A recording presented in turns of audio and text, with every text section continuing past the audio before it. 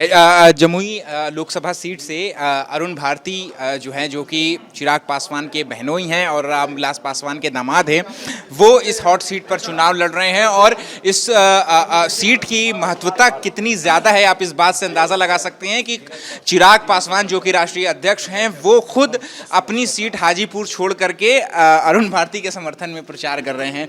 चिराग पासवान अपनी सीट छोड़ करके आपके आए हैं, देर रात तक कार्यकर्ताओं से मीटिंग ले रहे हैं, इलाके अलग अलग इलाकों में घूम रहे हैं।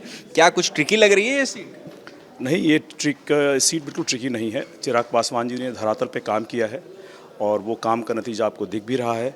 चाहे झाझा में केंद्रीय विद्यालय हो, चाहे खैरा में मेडिकल कॉलेज हो, जो जिसका कार्य अभी प्रगति पर है, चाहे आपको झाझा से चकाई का कटोरिया का रेल लाइन का प्रोजेक्ट हो, बड़ा प्रोजेक्ट है 3000 करोड़ का, FCI का दफ्तर हो, पासपोर्ट का दफ्तर हो, वो सारे खुले हैं। इसके अलावा उन्होंने गाँव को सड़कों से जोड़ा है, बिजली से जोड़ा है। ये सारे काम धरातल पे दिख रहे हैं। जो विरोधी बात कर रहे हैं उनका आप एक काम गिना दीजिए, एक काम दिखा दिए जो यहाँ धरातल पे दिखता हो। जिनके पास धरातल पे दिखाने के लिए नहीं होता, वो बड़े बड़े हवाई किले बनाते हैं, तो उन किले बनाने दीजिए। हम काम के बेसिस पे जा रहे हैं और ये सीट कहीं से भी ट्रिकी नहीं है। कोई अभी प्रतिद्वंद में है ही नहीं। इतनी ज़्यादा विकास की आप जो बात कर रहे हैं, अगर इतना ज़्यादा विकास ही हुआ था तो 2 बार से चिराग पासवान जीत रहे थे, तीसरी बार उन्हें हाजीपुर जाने की ज़रूरत क्यों हुई और आपका चेहरे पे क्यों चुनाव लड़ रही है? देखिए 2020 में हमारे अभिभावक रामविलास पासवान जी का निधन हो गया था। वो 9 बार हाजीपुर की जनता को संसद में अपना प्रतिनिधित्व दे चुके थे। ऐसे में एक बार जब वहाँ से उनका बेटा छिन गया तो वहाँ के लोग भी चिराग पासवान जी की तरफ देखना शुरू किए। बड़ा ही स्वाभाविक सा उनके लिए चॉइस था।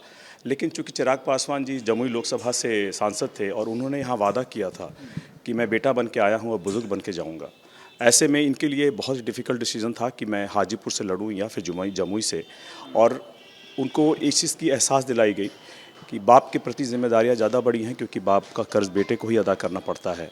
ऐसे में उन्होंने जब ये डिसाइड किया कि मैं हाजीपुर से चुनाव लड़ूंगा, पिता की जिम्मेदारियाँ वहाँ की संभालूंगा, तब उन्होंने कहा कि जमुई का जो मेरा परिवार है उसको एक परिवार ही वैसे देखभाल कर सकता है जैसे मैंने किया। अर्चना रविदास को कितना बड़ा प्रतिद्वंदी आप मांग रहे हैं? क्या मान रहे हैं कि वो रेस में हैं? नहीं, मैं किसी को प्रतिद्वंदी नहीं मार रहा हूँ, मैं किसी का नाम नहीं लूँगा, लेकिन यहाँ कोई रेस में है ही नहीं, क्योंकि उनके पास दिखाने के लिए धरातल पे कोई काम नहीं है जिसके बेसिस पे वो जाके जनता से आशीर्वाद मांगे। परिवारवाद के आरोप पे क्या कहेंगे? चिराग पासवान के बहनोई रामविलास पासवान के दामाद होने की वजह से आपको टिकट मिला, ऐसी भी बातें हो रही हैं। तो प्रधानमंत्री जो है वो लगातार परिवारवाद के खिलाफ हर मंच से बोलते रहे हैं, तो ऐसे में उसी का हिस्सा तो आप भी हैं। देखिए, मैं परिवार का हिस्सा हूँ, ये बिल्कुल सनातन सत्य है। और इस पे परिवारवाद कहाँ से आ रहा है मेरी समझ में नहीं आ रहा, क्योंकि जब से पार्टी टूटी थी और हम लोगों ने पार्टी ग्राउंड जीरो से शुरू की, भले ही मैं कैमरे के सामने नहीं आता था, लेकिन पर्दे के पीछे से काम कर रहा था। तो इसमें मेरी काबिलियत, मेरी योग्यता, मेरी इच्छा और उस प्रक्रिया से गुजरने की जो मेरा जो प्रयास रहा है, मेरा नाम बिल्कुल नीचे के कार्यकर्ता से रिकमेंड होकर के यहाँ तक आया है, जिसके कारण से मैं सक्रिय चुनावी राजनीति में हूँ। मैं ये कहना चाहूँगा कि जो मुझसे ये सवाल पूछ रहे हैं परिवारवाद का, वो इस बात का जवाब दें कि बड़ी बहन तो लड़ रही हैं पाटलिपुत्रा से, मजली दीदी लड़ रही हैं सारण से, वो 15 दिन पहले आई हैं सिंगापुर से चुनाव लड़ने के लिए। बड़े भाई साहब हसनपुर से विधायक हैं और खुद साहब जो हैं वो राघोपुर से विधायक हैं।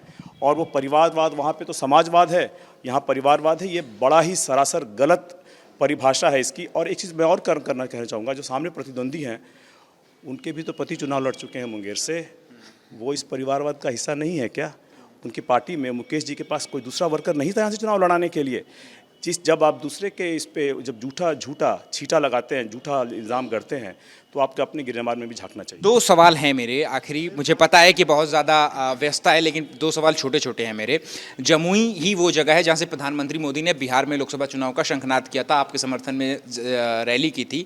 नीतीश कुमार अब प्रधानमंत्री मोदी की रैली से अनुपस्थित रह रहे हैं। नवादा में उनका बयान बड़ा वायरल है, 400 पार का नारा प्रधानमंत्री मोदी देते हैं, उन्होंने 4000 का पार का नारा दे दिया। तो क्या जदयू और बीजेपी के बीच में सब कुछ ठीक चल रहा है? बिल्कुल ठीक चल रहा है। मेरे यहाँ जब प्रधानमंत्री श्री नरेंद्र मोदी जी की रैली हुई, उसमें नीतीश कुमार जी भी थे, सारे बड़े नेता थे, सब लोगों ने मुझे आशीर्वाद दिया। और जमुई की पावन धरती से ही उन्होंने आगाज़ किया, क्योंकि यहाँ की धरती इतनी सौभाग्यशाली है कि जब यहाँ से पिछली बार भी 2019 में उन्होंने शुरू किया था, हम लोगों ने 39 में से 40 सीटें जीती हैं 3 गठबंधन दलों के साथ। इस बार तो हमारे पास 5 दल हैं। नीतीश कुमार क्यों गायब रह रहे हैं प्रधानमंत्री मोदी? देखिए, इस पे मैं व्यक्तिगत टिप्पणी नहीं करना चाहूँगा क्योंकि उनकी प्रशासनिक व्यवस्था क्या है मुझे नहीं पता है। इस पे मैं टिप्पणी नहीं करना चाहूँगा, लेकिन जहाँ तक जमुई लोकसभा का सवाल है, मेरे पास दोनों का आशीर्वाद था, दोनों यहाँ पर थे। एक आखिरी सवाल है कि परिवारवाद की हम लोग बात कर रहे थे, कुछ कार्यकर्ताओं से हमने बात करी, उनका भी ये कहना है कि अगर किसी लोकल कार्यकर्ता को टिकट दिया गया होता तो ज़्यादा बेहतर रहता। तो उस ज़मीन का जो आपका सबसे कार्यकर्ता है, मोहल्ले का या बूथ कार्यकर्ता है, उसको कैसे आप विश्वास दिलाएंगे कि आपके चेहरे ऊपर मत खुद भी मतदान करें और दूसरों को भी प्रेरित करें? देखिए, मैं लगातार जो भी हमारे पास 18 दिन का टाइम मिला था, उसमें मैंने जनसंपर्क लगभग हर विधानसभा में, हर पंचायत में करने की कोशिश की है। सब लोगों से मिला हूं मैं, मिलकर के सब लोगों को मैंने विश्वास दिलाया है और मुझे पूर्ण यकीन है, जो मेरा जनसंपर्क रहा है, मुझे बहुत लोगों का विश्वास और आशीर्वाद मिला है और मुझे पूर्ण यकीन है कि बाकी सबका भी उस आशीर्वाद मुझे मिलेगा और हम लोग चिराग जी के रिकॉर्ड के 2019 के रिकॉर्ड को तोड़ेंगे। ठीक है, शुक्रिया बात करने के लिए। तो देखिए, ये हैं अरुण भारती, जमुई सीट से लोजपा के प्रत्याशी, जो काफ़ी आश्वस्त नज़र आ रहे हैं और इनका कहना है कि इनके खिलाफ जितने भी प्रत्याशी खड़े हैं कोई भी टक्कर में नहीं है और एक बार फिर से तीसरी बार जो है वो यहाँ पर एलजेपी के कैंडिडेट की जीत होगी जमुई से। कैमरा पर्सन शैलेश सिंह के साथ अहमद बिलाल, एबीपी न्यूज़, जमुई।